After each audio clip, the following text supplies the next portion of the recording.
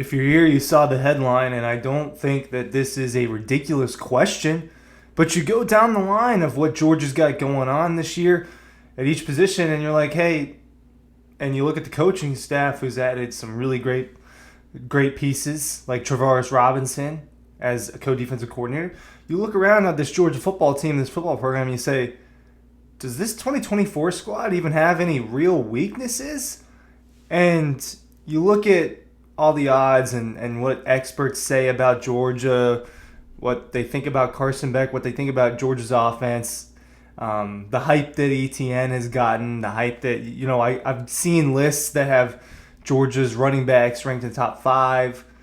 There's a couple position groups that I think maybe aren't as strong as some of the others, but I don't know if there's a true weakness on this Georgia football team. I have one kind of area where I would say, hey, maybe this is where they're not just elite, or this is where they're not noticeably better than most schools in the country. I think your lack of experience in the secondary is kind of what you'd point to, but going through the list, I mean, those secondary guys are really, really talented, even if some of them haven't played a lot. But this is a Georgia football team that's complete, that I don't think is missing a lot of things. Does that mean that it's going to win the national championship? Not necessarily, but you start to see and you start to understand, and I do understand. Just I cover this team, so I obviously have a pretty good understanding of what the deal is with them. But you see what all these national media people are saying, and to an extent, I've been surprised at how much love Georgia's gotten this offseason. It is getting the Alabama treatment that Alabama got for a decade, and now that Nick Saban is gone, I think that immediately Georgia has kind of gotten that treatment of, hey, let's just go ahead and put them up there on that pedestal no matter what happens, and rightfully so, with what Kirby has accomplished over the course of, this is going to be year 9 for Kirby Smart, and 7 of those 8 years were very, very fruitful for Georgia, where they were one of the handful of best teams in college football, if not the best, just outside of Kirby's first season. And this one is on track at this point. Obviously, no games have been played yet, but off-season wise, media days are going to be very interesting in Dallas next month. I'm excited for that. Booked our tickets, booked our flight for that. But this 24 team is gearing up to be a really special one if you think about everything involved. Will it be as special as 21? Will it be undefeated like the 22 team? Will it be a team that falls short like the 2017 team? We're not going to be able to find that out until we get to the season, but I do think that it has the makings of being special, making a playoff run, because you look around and I say, hey, I don't know what this team's weakness is. Ryan Kelly from Dawg Post. Talking about the Georgia Bulldogs, I think that you can find weaknesses on other teams a little bit easier.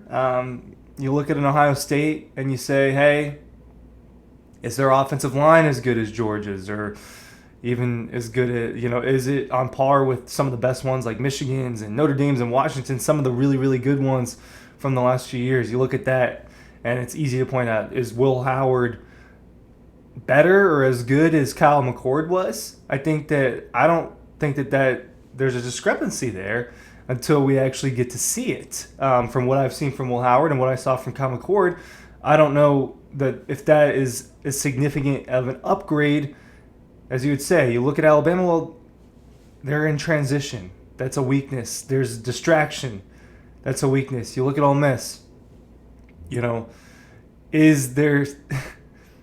Are they going to be able to stop the run? They go after a Walter Nolan, and that adds a really big, talented player up front. I look at Oregon, and I say, are you quite as good on defense as some of the other contenders are? Because I don't know that you have as much defensive talent as an Ohio State or Georgia or even in Alabama. And there's also going to be some transition there with quarterback Dylan Gabriel. I do think that they have plenty of offensive talent. And you look at a Dan Lanning and say, hey, probably good on defense, right? Another contender like Michigan, I think that their flaws are obvious. They're going under a ton of transition, not just with the players, but with the coaching staff. So you look at that is an obvious weakness You look at a Missouri, a team that I think is a fringe playoff team, and you say, are they going to be able to replace that defensive talent that they lost? Because on offense, you know the Missouri's really, really good. And then you look at Georgia, and I run through this team, and you look at quarterback Carson Beck. It's not their weakness. The running backs. I don't think it's going to be their weakness if Trevor Etienne and the Robinsons can be supplemented by the other guys. I don't see how this is a weakness either. Offensive line, it's a strength, right? From left to right, going from Ernest Green to Fairchild to Wilson, Ratledge, Truss.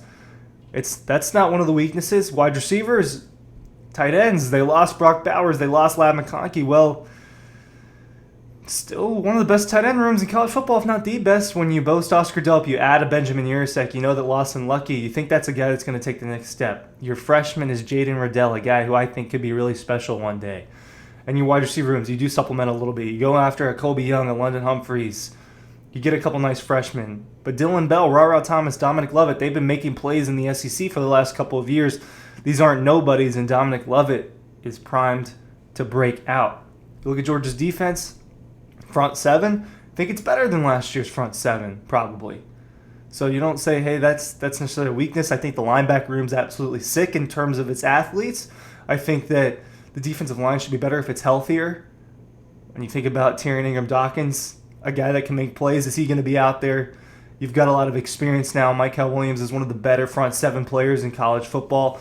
And then you got a secondary that I said, hey, maybe this is the weakness of Georgia. Maybe this is where it is. It does boast Malachi Starks, who's arguably the best safety in college football.